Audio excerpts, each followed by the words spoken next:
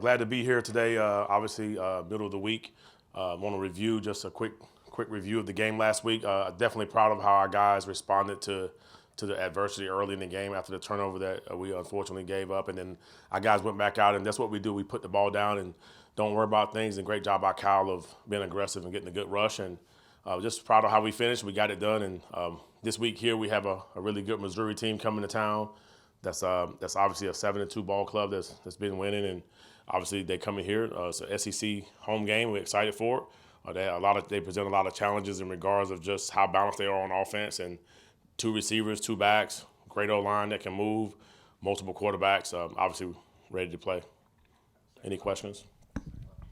Clayton, Shane said yesterday that it really doesn't matter which quarterback plays for them. They're still going to run outside zone, and they've got 2 dynamic receivers. Is that how you feel? Is there that much of a drop-off, whether it's Brady Cook or Drew Pine? No, they've done an outstanding job of getting talent in their building at all positions. I will say that's how you really feel about any position on that football team. They have a slew of receivers, multiple O-line, and sometimes they play 6 and 7 O-linemen at a time, and they think they're on their 3rd quarterback, so and he's a pretty good one. So they do a great job of acquiring talent, getting it in the building and keeping it. But definitely the game plan will not change. Obviously, they're 2 different players, 2 different styles are similar, but 2 different guys, both of them really good. Find out pretty late before the game Saturday that you're not going to have DQ. What's kind of that mode like when you're trying to make a last-minute change there, and what was your evaluation of how Peyton Williams stepped into that safety spot? Yes, one, I pretend like I didn't know that DQ was not going to play. I didn't want to stress myself out, but I kept myself calm and just pretend like nothing happened. Peyton Williams first of all, missing DQ Smith, it's a lot of intangibles that you miss with him, not only just his play. So definitely missed that part of him. I do feel like Peyton Williams has been in this program for 3 years. He's always been ready when his number's been called. He's a professional. He does a really good job of taking notes. Him, Coach Gray, Coach Smith, Coach Foster, Coach Jackson, Coach Tanner, all those guys have just gotten our guys ready. Whenever their number's called, they're ready to go. I was proud of them. Asked Coach Beamer yesterday about the Missouri game these last few years and what's been the key trait with that game. Yep. And you mentioned getting your butts kicked physically and all that.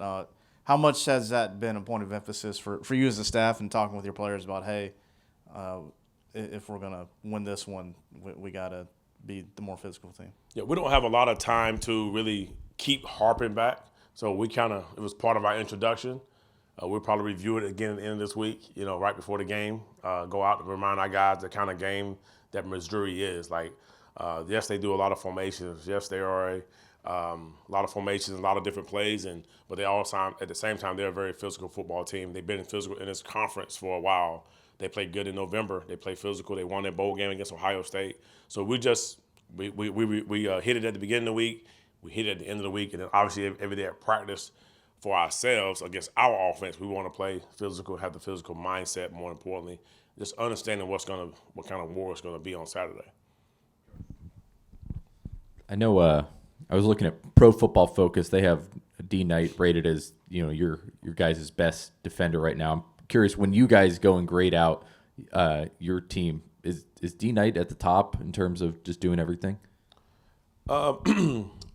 We don't take a lot of stock in those things, but that's a good measuring stick. I mean, I think they do a good job at Football Focus on just getting out information, and some of that stuff is close, some of that stuff is kind of, whoa, that's crazy.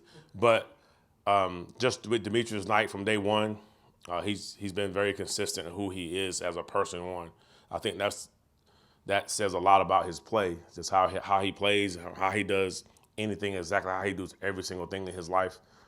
Very focused. He's very routine based. He's very he has one, just does the same thing over and over again. He's never changed within the short time that we've known him.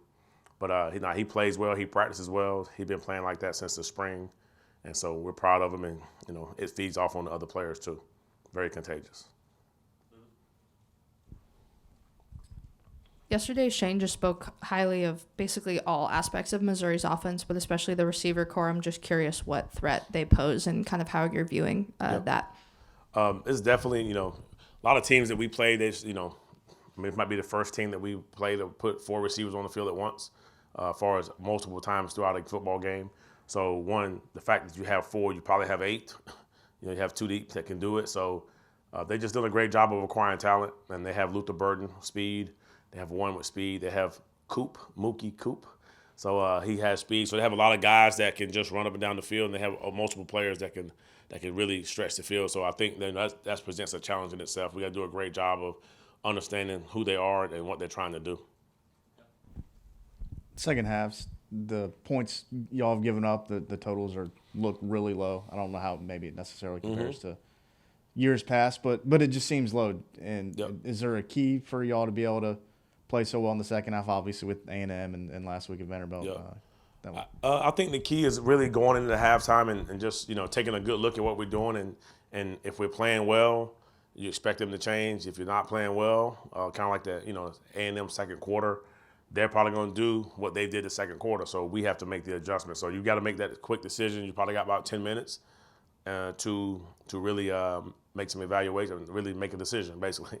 And so I give the credit to our players because A&M game we switched a lot of things up. So at least 5 things that we went in there and said, hey, this is what we're doing the next time they do this, and on and on and on. We never stop talking at halftime. But our guys adjusted. But to me, it goes back to us. In January, we start football school right in this room here, and it's all about learning what offenses do. And you're either going to take it serious or you're not, because I tell them it's going to be one halftime this year when I go in there and I say, when they give us this formation, you check to this. When they give us this, you check to that. And you have to get it done really fast.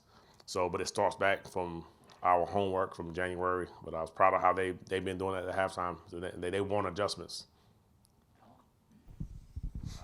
Missouri also had a pretty significant injury on the offensive line last week at center. I know obviously you don't change your game plan based on that, but what does that kind of do to an offense when you're breaking in a new center, and what kind of an advantage can that be for a defense, especially a defensive line? Yes, injuries are unfortunate all over any position, any team. So we just try to focus on what we have to do as a football team and make sure we're on the right page.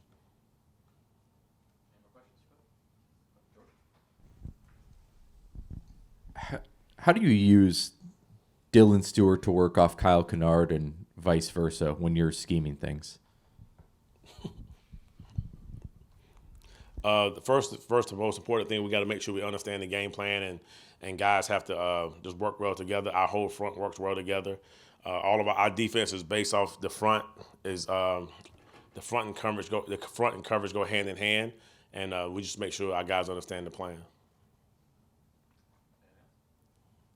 All right, thank you guys. See y'all.